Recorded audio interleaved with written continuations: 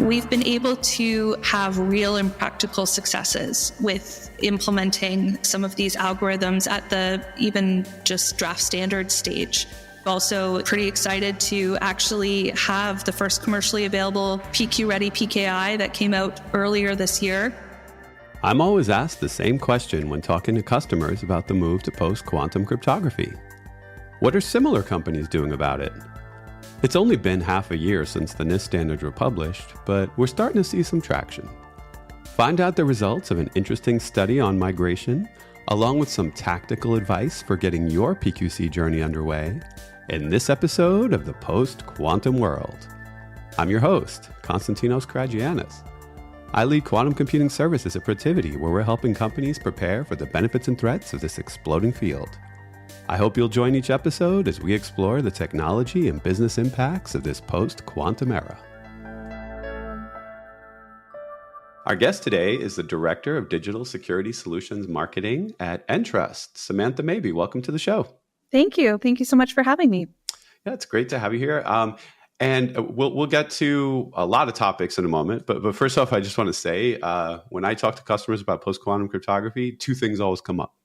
One is, are we going to fail this if it's an audit? And I say, oh, yeah, because obviously no one's post-quantum cryptography ready. So that's the first thing we get out of the way. Mm-hmm. And the second is, well, how's everyone else doing? Yeah. Like they want to know, how do we compare? How do we stack? So I thought it would be fun to take a look at this report we'll be diving into and get a sense of, how is everybody doing? How is everybody approaching this epic event that's coming our way and preparing for it?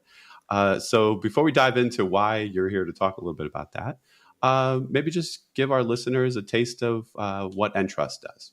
Yeah, absolutely. So Entrust, for anyone who's not familiar, is a global technology company, and we build solutions to help customers secure identities, payments, and digital infrastructure.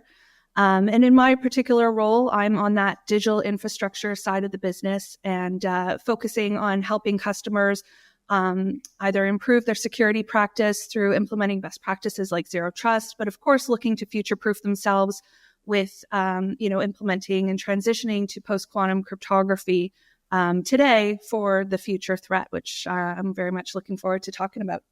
Yeah, so it sounds like Entrust is involved in a lot of things for customers that are all now being threatened, and yes. Migration has to begin. So it makes sense that you're interested in going down that journey, just like a lot of customers are.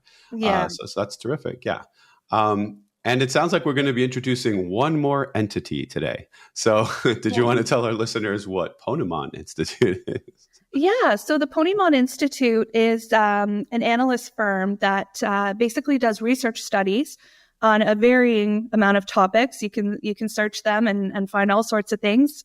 We've been working with the Ponemon Institute for, I think it's 18 years now. So wow. We started off doing something called the Global Encryption Trends Study, and spun out of that a study about 9 years ago called the PKI and IoT Trends Study. So we've been doing, this sort of year-over-year trends analysis with both of those. And this year was sort of the first year that we acknowledged that, while technology is important, one of the areas from the report of uncertainty that organizations were struggling with was changing regulations and compliance. And two of those things I've already mentioned, zero trust. So we incorporated that into the main study, the Global Encryption Trends Study. And for this PKI and IoT Trends Study, we brought in some questions around post-quantum cryptography and post-quantum preparedness, because of course this is a huge topic of conversation around, digital infrastructure, PKI, IoT, HSMs, the amount of machine identities out there, basically needing to transition those cryptographic systems. And while it's great to talk with customers or go to events, we do a lot of presentations on the topic as well and learn where people are at. We definitely wanted to get some, concrete evidence of where people were at in their journey and what they're thinking about when they're thinking about this. Are they thinking about the right things? Is there still a huge learning curve?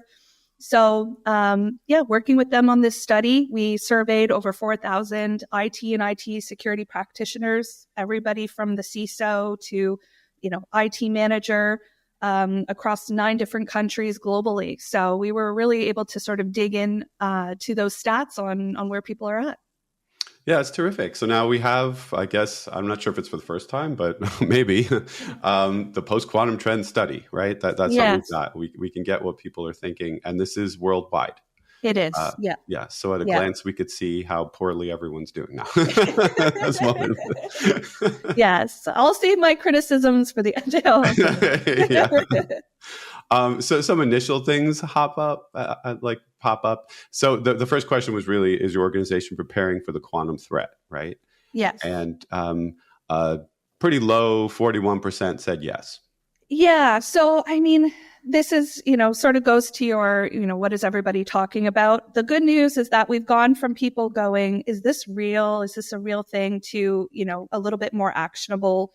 What do I need to do about it and how? So less than half actually preparing. That is a little bit scary. We would hope a little bit more would be somewhere on their journey to having some sort of strategy. But, another 23% have at least evaluated the potential impact that preparing for PQC and the PQ threat would pose. But there's another 27% that sort of rings my alarm bells of organizations that haven't even considered the potential impact of the PQ threat. And 9% are unsure what to do or when to prepare for this. So to me, you would hope that organizations would be, more on their way than they are right now.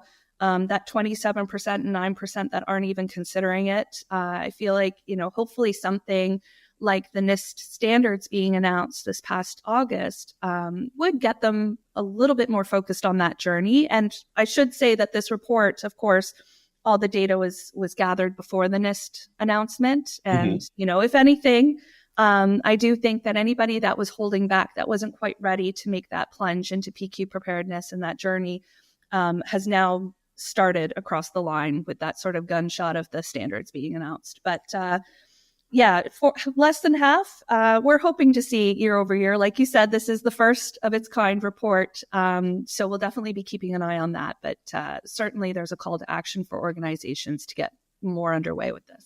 Yeah, there has to be a big difference now that the standards came out. I mean, I've been saying that forever, that once these things are published, it's going to become everybody's problem. The knocks on the doors are going to begin, hey. Absolutely. And we hoped when the draft standards came out last year, we sort of felt like, that was the guns starting. But now there's no excuse. And even NIST has said that. Dustin Moody, the mathematician who was part of the announcement, he said, if you're waiting for anything else, there's nothing else to wait for. This is it. So get going. Yeah. We had Dustin Moody come on pretty much right on spot. Yeah. Great. Like within a few days of the announcement, It was perfect timing. So that was really great. Yeah. Got to hear right from him how it was going to go. So the US does lead, right, in that percentage. So it's 48%, right? For the US. And it makes sense because, again, the whole NIST thing and everyone wants to do business with us here. Yeah. But still, I think that number is going to change now. I think so too. And I think too, the thing that I think is a huge catalyst for the action that's being taken down the post-quantum preparedness journey is government regulation. Government's been paying more attention to cybersecurity in general for a while. But of course, a couple of years ago, we saw, the White House memo coming out. We've seen NSA come out with their CNSA 2.0 with some timelines there. NIST and CISA and, the NSA putting out that joint fact sheet for organizations last year on how to prepare for PQ. There's been a lot of government action and direction in the U.S. So there's no surprise there. Of course, a lot of that applying to federal agencies, but essentially it does say, hey, by the way, private sector, it will be rolled out to you as well. And this will be required of you. But here's sort of an idea of what we're doing on a government perspective to help prepare you, be thinking about some of these things. But we do see other countries across the globe, of course, putting in some of their own direction and regulation. In the UK, in Germany, in France, you name it, we're seeing more and more regulation popping up and more direction. And I think that's only going to continue to escalate now that the standards are out. There's some, real concrete things that that federal agencies can do and that private sector can adopt. So no surprise the U.S. is leading. We are in regulation, but it's good to see other countries and nation states thinking about this. Yeah, and there's going to be other rounds of standards in the future. We don't know what 100%. those will be yet. We can guess what some of them might be. Yeah. So that might light the fire too. But in reality, now that we have something that works, that opens up some doors. And just in November, NIST also finally put out their deprecation plans, which were very leisurely, very like by 2030 we'll deprecate, by 2035 we'll disallow. I think that's a little too leisurely, but okay. I realize these things take time to do. Yeah, no, definitely. And I think too, one of the things is I love that NIST did it. I think it was important because, when I was mentioning the NSA and the CNSA 2.0, a lot of the U.S. is looking at that, but not necessarily other global, regulatory bodies or standard bodies as much as they do with NIST. Because, of course, NIST, when they started their competition in 2016, it's an open competition, very transparent. It is global submissions, global testing, all of that, which was really important. And everybody was looking to the standards across the globe as, again, sort of that gold standard competition. But the CNSA that came out of the NSA did actually have similar timelines. So they were actually a little bit even more aggressive, where it basically said software and firmware had to begin transitioning immediately. And of course, this was, a couple of years ago. And the browsers and firmware and software needed to prefer and support quantum safe algorithms by 2025 and, go to pure PQC by 2030. So, those timelines, of course, are very aggressive, and it applies, to their audience specifically. But it's good to see NIST following suit. And yes, it does seem far away, but we know this transition is going to take a great deal of time. So, while it might seem far away, the transition from SHA-1 to SHA-2 was supposed to be quick and easy, hashing algorithm to hashing algorithm. And of course, we even still see some organizations struggling with it. Some of the challenges experienced there will carry over to making this transition, which of course is, an order of magnitude greater. It's going to be way more complex, way more time consuming. So, certainly it's perhaps wishy-washy as it seems. It's terrifyingly close, right? to start deprecating it and then, completely removing those. So. And to your point about the browsers, that wasn't surprising that would be a little more aggressive because we've always been used to browsers quickly updating, right? That's always been the case. SSL 1, 2, we've gone through this so many times, so it's not too unusual. So then the report goes on to target some other questions that are at least a little more optimistic. The whole, do you plan to migrate to PQC within the next 5 years? Those numbers were a little rosier, right? I guess it was 61% yes. Yeah, definitely. We did see 61% of global organizations planning to migrate to PQC. Close to a third didn't have the plans, but that sort of, I think that 61% is optimistic. I think the next 5 years, and again, knowing that this study was done before the standards were out, I think, the whole, are you migrating to post-quantum cryptography? Well, I need the standards first has been a huge, sort of conversation piece. So this is really optimistic. I think it's great. It's certainly gone up by now. Again, can I be too excited for next year's report? Not really, but I think that this is it's a great start considering where we were when this survey went out. Yeah, and the U.S. broke down as 70% of that total number, so that was pretty good. And absolutely, again, once again, ahead on the migration plans. So. Yeah, this is within 5 years. Because then a good question following up after that would be, do you plan to pass any audits after this period of time? Because that's what it's looking at if you said no. Oh, yeah. Amazing that no still seems to be 1/3. And I swear that's accurate because when I talk to folks, 1/3 of them usually in the industry are like, oh, really? We got to do that? Yeah. I'm not sure. Yeah, exactly. Yeah, no, some people are a little confused on where their journey lies and are just trusting vendors. But I also wonder, if you're trusting your technology vendors to do this for you, are you talking to them about it? Are you making sure that they have a roadmap, which of course is one of the recommendations we're seeing out there for, quantum preparedness? You've got to handle your own and take responsibility of your own digital infrastructure, but also make sure all those vendors that you're thinking about and talking about, that they do actually have a plan. Yeah, and I wanted to dig into some of the details about this whole concept of crypto agility and how everyone's planning on getting there. So I saw some kind of surprising numbers here. What's the current state of crypto agility? I was surprised that even 31% said that they fully implemented some kind of crypto agile approach. It's like, really? In the US? That's kind of amazing. I haven't seen that, but I do think that's a very high number. I also think that, crypto agility to me is such a funny term because there are different definitions of it. And I think organizations think of it differently. Of course, the most simple definition of it is, the attribute of moving from one cryptographic system to another without disrupting all the infrastructure around it. But of course, when we think of, crypto agility, we think about it much more than that. It's the people, the processes, the technology. And I think a lot of these organizations, when they were answering, they were thinking about technology.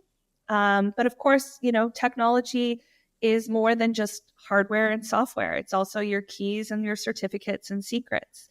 And we do see some struggle in visibility into organizations not seeing all those cryptographic assets, right? So 43% saying that they're not able to inventory those cryptographic assets. To me, comparing that to the organizations that are saying that they're crypto agile, like you need to make sure that you have visibility into all those things, because those are the things that are going to need to ultimately transition, to quantum safe. And are you seeing pushback from companies with that concern about auditing their inventory? It seems like every time a tool gets brought up to these companies, like we could just add another tool, they sort of freak out. Yeah, I think that right now the visibility into systems is very fragmented. I think it's been a challenge for quite some time. I think that organizations, and actually this report year after year, we've asked, in relation to PKI specifically, but, apply it to digital infrastructure, what is the biggest challenge in deploying and managing? And it's insufficient skills, resources, no clear ownership.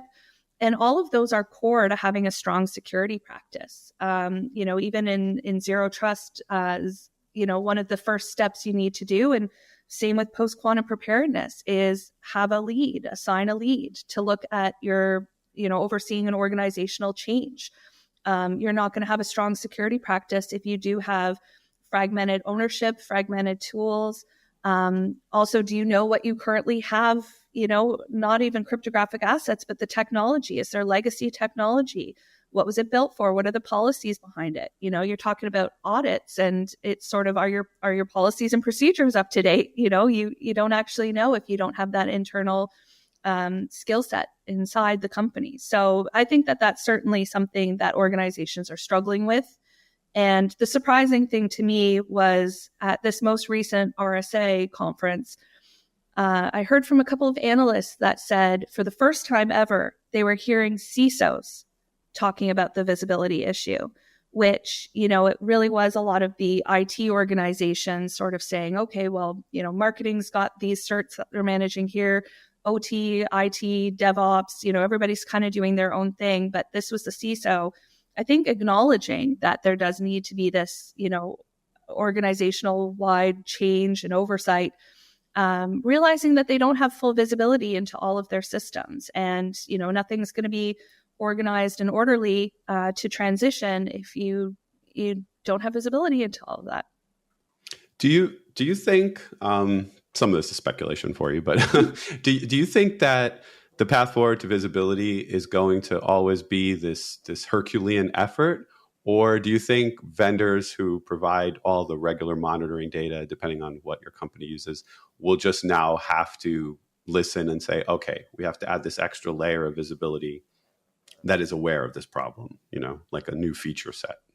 Yeah, I think that I think it'll become a new normal just to constantly have that visibility layer. I think that in order to, again, make any cryptographic transition, any improvements, iterative improvements, incremental improvements to your security practice, you need to have that visibility. And we know cryptography is dynamic, and we know that, there's like you said, these first set of approved algorithms, we know that there's more coming, and we know that this will continuously evolve. And, we've got to make that this initial transition, but there's going to be future ones. So I think really for the journey to quantum safe is the journey to a better, stronger security practice. And that visibility is being core to that. So I think that is something that we'll see organizations struggling with, but then will become just a day-to-day practice, just an understood requirement of their security teams.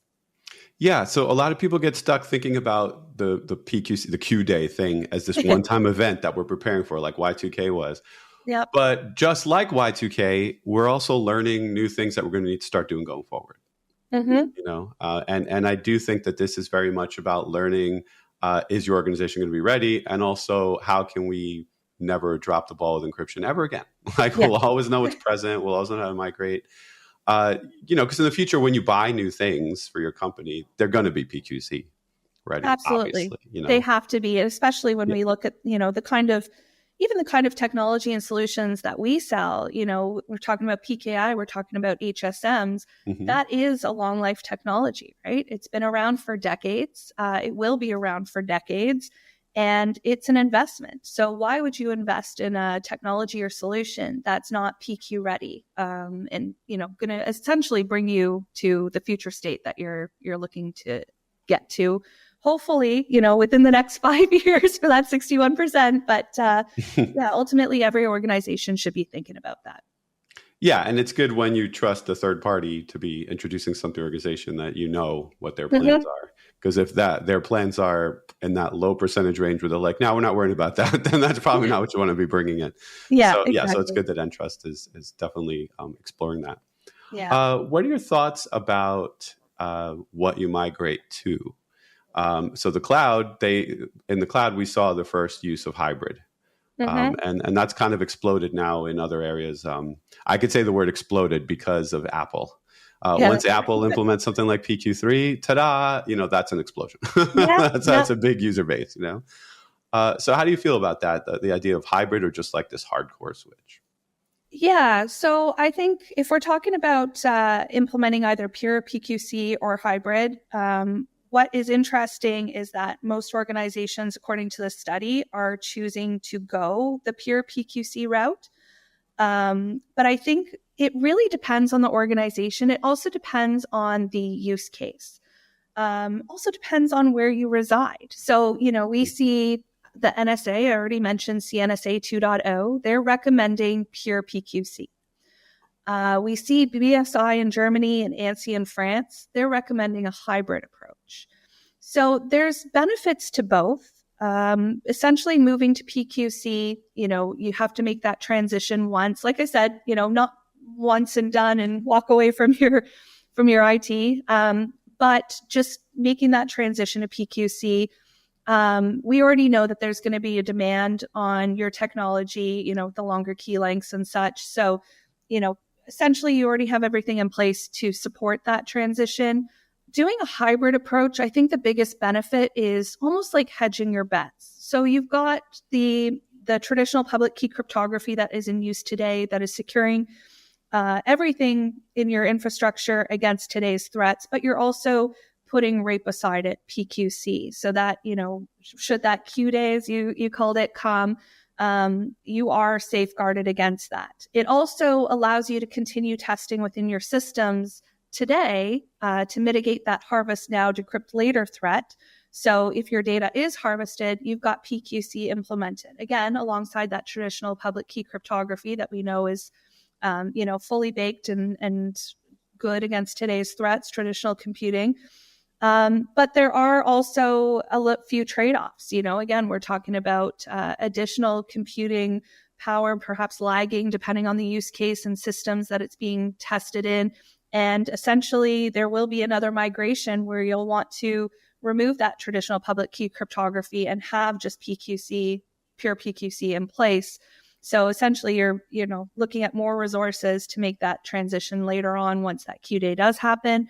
So it really does depend on the organization, the use case, and of course what the government mandates are for for, that particular nation state.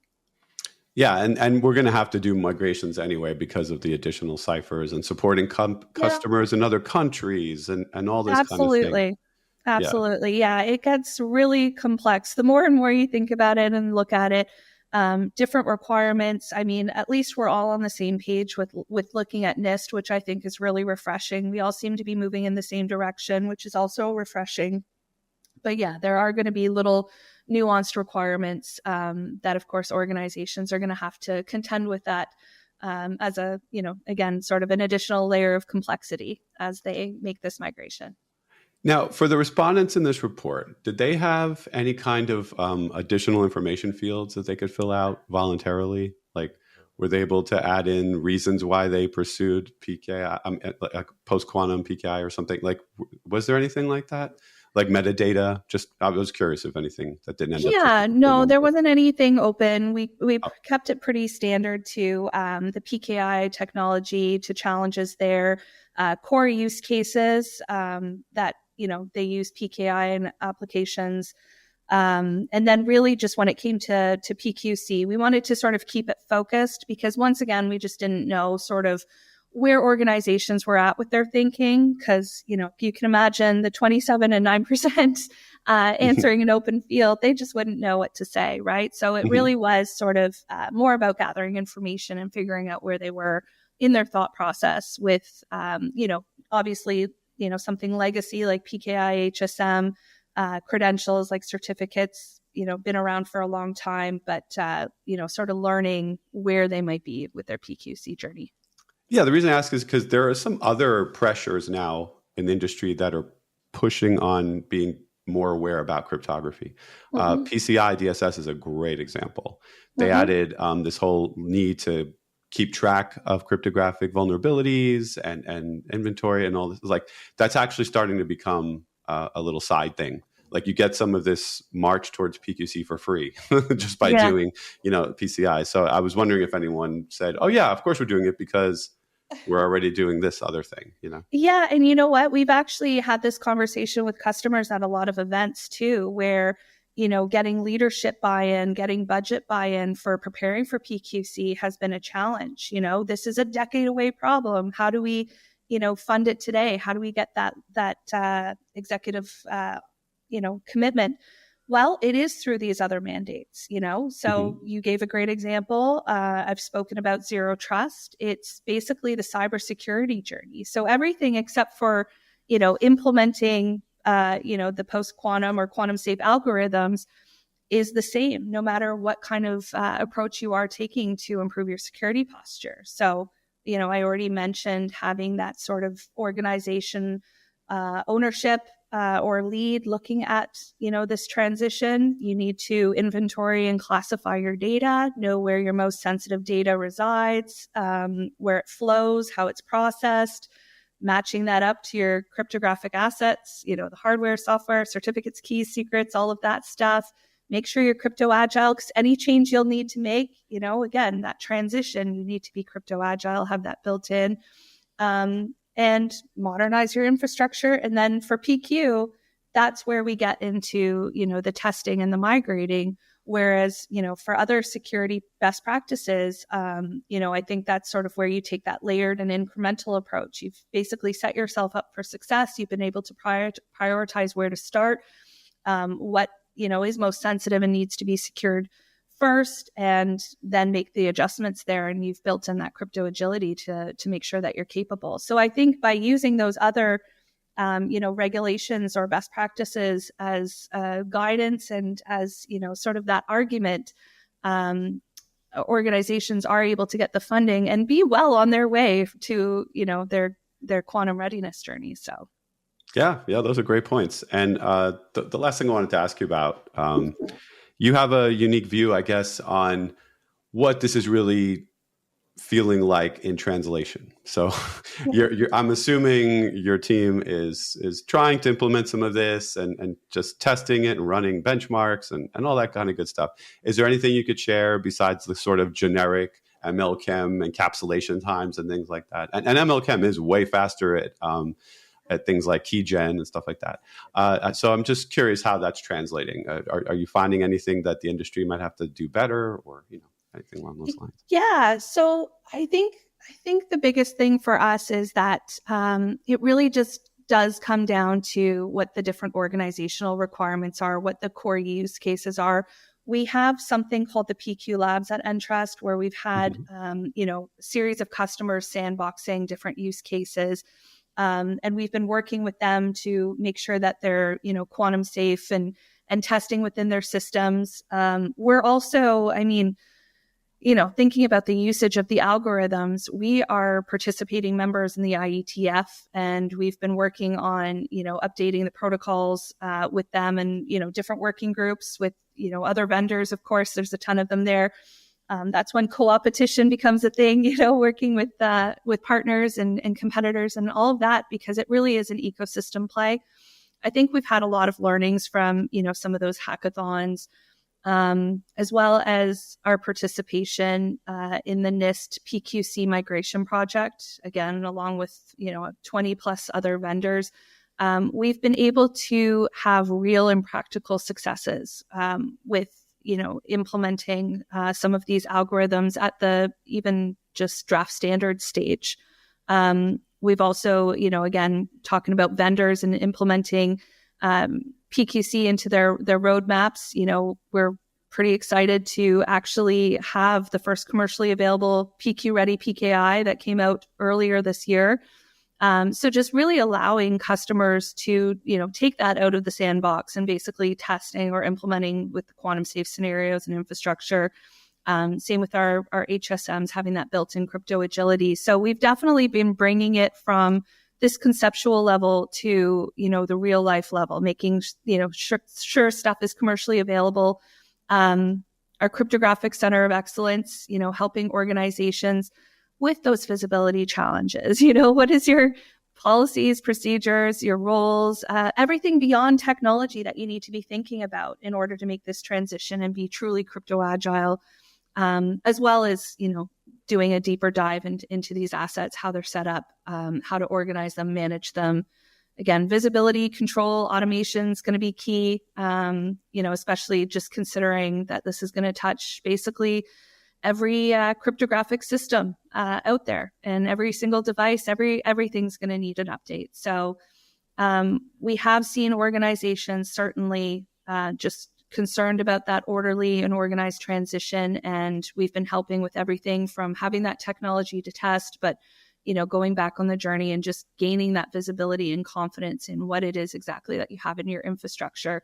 Again, I'd say that today, that is the biggest deal out there. And, just really trying to help organizations get their arms around that in order to make this effective and timely. Because again, that 2025 from the CNSA, from 2030 and 2035 from NIST, it seems far away. But it's really not. It's right around the corner. This is going to take several years and be very involved and complex. So certainly at those beginning stages of visibility control in crypto, being crypto agile, that's certainly where we've been playing a big role today. So thank you, Samantha. You all heard it.